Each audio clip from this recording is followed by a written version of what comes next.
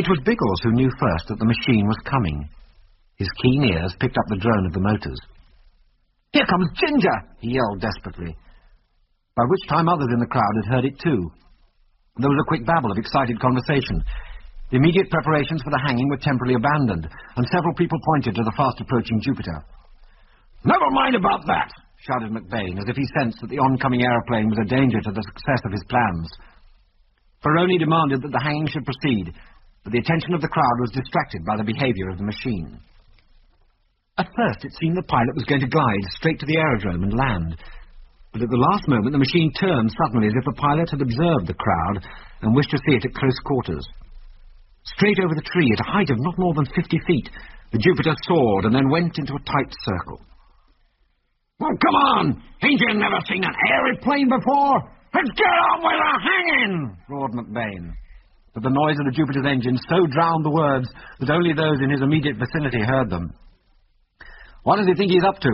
Delaney asked Biggles. "I don't know," he answered, "but I rather fancy he's going to throw something out."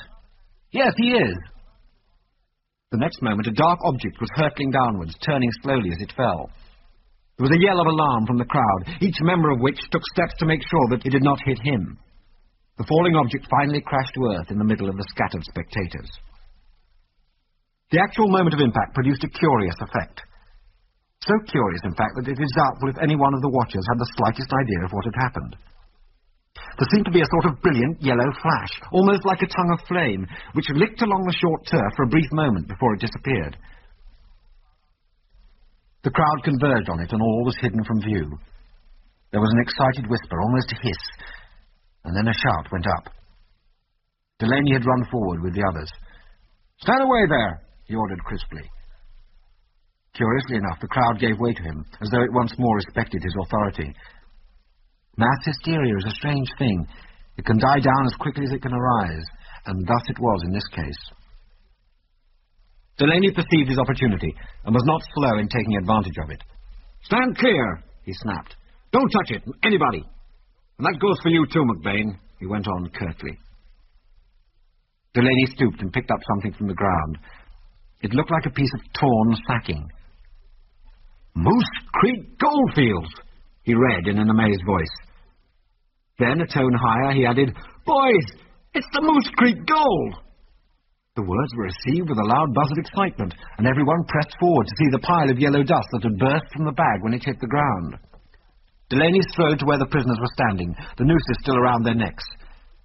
The crowd, its anger melting in the face of this new mystery, surged after him. "What do you know about this?" Delaney asked Biggles sternly.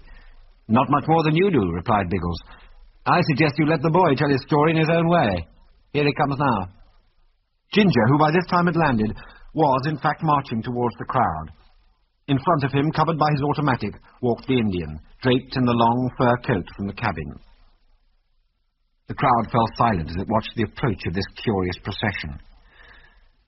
On all faces was astonishment, not far from incredulity. Straight through the crowd to where Delaney was standing, Ginger marched his prisoner, the spectators forming a lane to allow them to pass. Ginger's eyes opened wide when he saw the dangling ropes. "What's the idea?" asked Delaney, the words sounding strangely loud in the hush that had fallen. "I've brought back evidence to prove that my friends are innocent," cried Ginger. "I've brought back the gold," he went on. "Some of it you may have seen. The rest is in the aeroplane." "Where did you find it?" demanded Delaney. "I found it under the floor of an isolated cabin, where the thief had hidden it until such time as it suited him to collect it. This Indian was left on guard over it, and he will tell you to whom the cabin belongs. It belongs to Brindle McBain." McBain, white with passion, pushed his way to the front. "What are you saying?" he snarled. "I'm saying that you stole the gold," answered Ginger in a hard voice. "Instead of flying it straight down here, you landed at your cabin, broke the seals of the boxes, took out the gold, substituted lead, and then resealed the boxes, and here's the seal with which you did the job." Ginger handed Delaney the duplicate seal. "That's a lie!" roared McBain. "We shall see," retorted Ginger imperturbably. He raised his voice. "Does anyone here recognize the coat this Indian is wearing?" he demanded. A dozen voices answered, "It's McBain's." Now, continued Ginger to McBain, on the night Noel Mose was murdered, I believe I'm right in saying that you were wearing that coat. McBain hesitated. It was as if he suspected a trap, but could think of no way of avoiding it. He could not deny that he had worn the coat, for nearly every man present had been in the saloon that night and must have seen him in it. Well, what if I was wearing it? He snarled belligerently. Has anyone else but you ever worn that coat? Again, a moment's hesitation. The atmosphere was electric. It's my coat. Nobody else has had it. That's what you're getting at, grated McBain. Ginger pointed to the turn-up at the bottom of the fur sleeve. Just feel in there and take out what you find, he said quietly. And then perhaps you'll tell us how it got there. Like a man in a dream, almost against his will, it seemed, McBain's finger went down into the turn-up. The silence was such that every member of the crowd might have been holding his breath. A look of relief passed over McBain's face as he found what was evidently an insignificant object. With a short laugh, he took it out and looked at it. As he did so, his face blanched. Yet the object was simple enough. It was merely an opal-headed tie-pin. "Does anyone recognize that pin?" called Ginger loudly. Nearly everyone present recognized it, and knew to whom it belonged. The murdered prospector. Delaney raised his hand for silence. Then he took a revolver from the hand of a man standing near him. The man did not protest. "McBain," said Delaney, "I reckon I know why you were so anxious to lynch 3 innocent men." The crowd surged forward, muttering ominously, nor did it heed Delaney's orders to stand still. Possibly the fact that most of the men felt that they had been duped by McBain had something to do with it. Be that as it may, McBain evidently suspected what his fate might be. It rather seemed as if he lost his nerve. Accompanied by Ferroni, with a wild rush, he swept those who stood around him from his path and drove a lane through the outskirts of the spectators, heading for safety. "Stop!" roared Delaney above the uproar, but the fugitives took no notice. "Look out! They're making for the machine!" shouted Biggles. "And the gold's in it! If you don't stop them, they'll get away and take the gold with them." McBain and Ferroni were, in fact, running like hares towards the Jupiter, which was still standing out in the middle of the aerodrome where Ginger had left it. And it seemed likely they would have succeeded in their object, but for an unexpected development. From the far side of the aerodrome, riding at a gallop, came 5 uniformed figures. Delaney yelled a warning. He had now reached the outskirts of the crowd, a position from which he could use his revolver without risk of hitting the wrong man. Although he emptied it at the fast-retreating figures, the range was too long and the shots did not touch their mark. But they served another purpose just as useful. They gave the oncoming horsemen at least an inkling of what was happening, as was revealed by the manner in which they swerved to cut them off.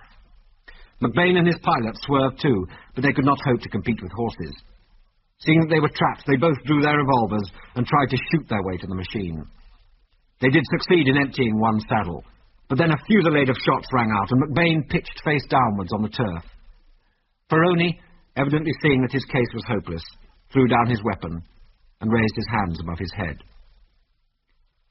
"Here, Delaney, haven't we been trussed up like this long enough?" asked Biggles reproachfully. The constable took out his jackknife and cut the prisoners free. "That kid of yours was just about in time," he said gravely. "He usually is," grinned Biggles. "Who are these newcomers?" "Captain Lanson and the troopers from Blackfoot Point," answered Delaney. "That mechanic of yours must have got through to him."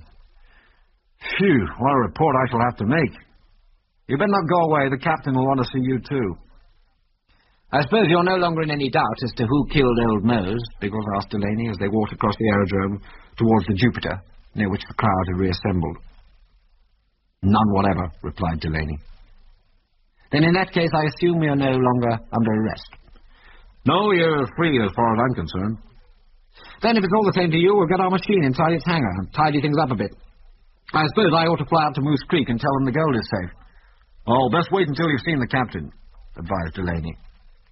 They stood still as a little procession passed them, carrying a body. They learned that it was McBain, and that he was dead. A bullet had gone through his heart, killing him instantly. Ferroni, with handcuffs on his wrists, was standing near the troopers, towards whom Delaney now continued his way. "You'll find us in Arctic Airways shed if you want us," Biggles told him as their paths separated, the airman making for the Jupiter with the object of putting it in the shed. This they did, after which, over a hastily prepared meal, Ginger gave an account of his adventures at the cabin. When he had finished, the others, for his benefit, described what had happened in Fort Beaver. They were concluding the meal with coffee when Delaney and his superior officer entered. At the officer's request, Biggles narrated the entire story of their adventures, from the time they had received Wilkes's letter in London. The tale took a long time to tell, but both the officer and the constable listened breathlessly, particularly when Biggles related the events that had occurred near Angus Stirling's cabin. "And what are you fellows going to do now?" the officer asked, when at last the story was told. "Well, as far as I can see, our work is finished," answered Biggles. "The transfer which we got from Angus Stirling settled any doubt as to who owns the aerodrome, and now that there's only one line operating between Fort Beaver and Moose Creek, the Goldfields people will be glad enough to use it. Anyway, they should be grateful for the recovery of that last consignment of metal, because, but for the Arctic Airways, they would have lost it. I reckon that Canwell, when he hears what's happened, ought to give Arctic Airways a contract for handling all their freight." "Yeah, I think so too," agreed the officer. "I know the chairman of the company. I'll have a word with him about it at the first opportunity." Which in fact he did a day or two later, with the result that the contract was soon forthcoming, as well as an offer of extra finance for spare equipment, should it be required. And that is really the end of the story. Wilks implored the others to remain on at Fort Beaver and share the profits of his enterprise, which had been so nearly wrecked. But Biggles was adamant in his refusal to tie himself to any one spot.